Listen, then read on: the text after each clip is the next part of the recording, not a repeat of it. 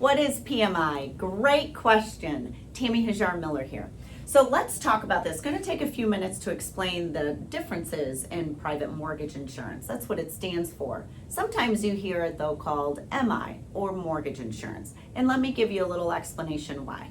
I'm going to start with conventional financing, which you and I, kind of like consumers here in the media, Fannie Mae and Freddie Mac. Those are the two largest investors. So let me give you some examples with them, and then I'll come back to FHA mortgage insurance, which is a little different. All right, so let's talk about PMI.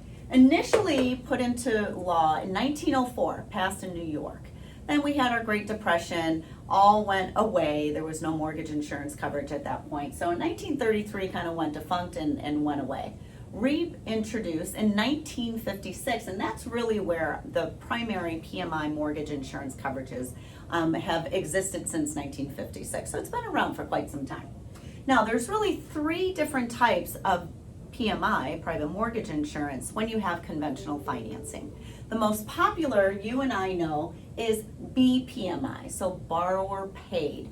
And it's built into your monthly payment. I'm going to come back to some examples here, so hold on with me. Then LPMI is lender paid mortgage insurance, and that's built into your interest rate. Then there's another alternative called single premium. And that actually is just one-time upfront cost. You're really buying out the mortgage insurance policy upfront. So mortgage insurance was created to allow consumers to put less than 20% down with conventional financing, as little as 3% down, and then have some sort of coverage for the lender in case you default. That's what mortgage insurance is. It protects the investors, but it gives us as consumers the ability to put less than 20%. So now let's walk through an example of mortgage insurance. So say you have a $250,000 purchase price, okay? So we're buying a home, $250,000 price, but we're gonna put 3% down. So we have a loan amount of $242,500, okay? Now, private mortgage insurance is driven by your credit score, hence the importance of getting pre-approved sooner rather than later, so we can help enhance your credit score and minimize this cost. So say you have a credit score of 720, okay? So your credit score is 720, and we have a loan amount $252,500. Now, borrower paid mortgage insurance, so it's built into the monthly, would cost you in this example $139 per month. So it's part of your monthly payment. If you decided to do lender paid, again, it's going to be built into your interest rate. So assuming like today's interest rate is 3.25%. Okay, so 3.25% is the standard rate today. But with the LPMI, now the interest rate goes up to 4%. So you don't have a monthly cost, but your interest rate for the whole loan is 4%. If you wanted to buy it out, now again, it's an upfront cost. This would cost $8,439 as part of your closing costs, but you don't have mortgage insurance built into the monthly payment for the whole life of the loan, and your interest rate stays at that 3.25%. So that is the difference here on a 720 credit score. Now, if you had a 760 credit score, so again, we increase our credit, this then reduces to $79 per month as a nice option built into the monthly payment. Your interest rate, again, with the base rate of 3.25, if you decided the lender paid was a better option for you, the interest rate would then only be 3.75%, so a little bit less. And if you decided maybe I want to buy it out up front, the cost of that would be reduced to $4,995. So you can see where the credit score is driving it up or down in cost.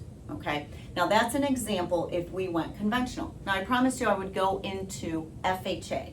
So if this was an FHA loan, our base interest rate on a 720 credit score would be 2.75.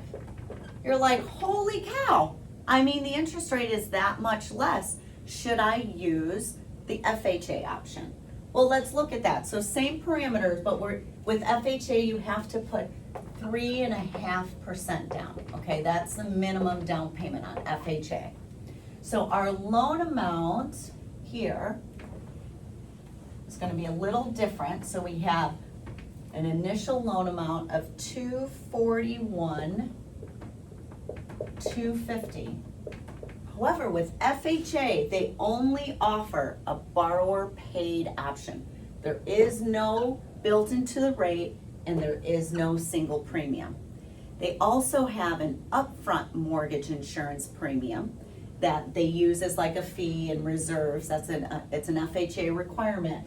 That is 1.75% of that loan amount. So $241,250 times 1.75 is an additional $42.21 that you add to the loan amount.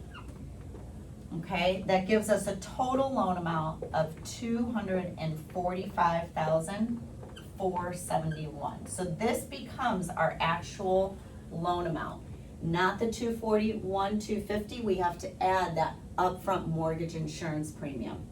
And then, regardless of credit score, because FHA is not so sensitive on credit score, it's mortgage insurance monthly. Again, they don't have, it's not built into the rate, it's not an option, you can't buy it out up front.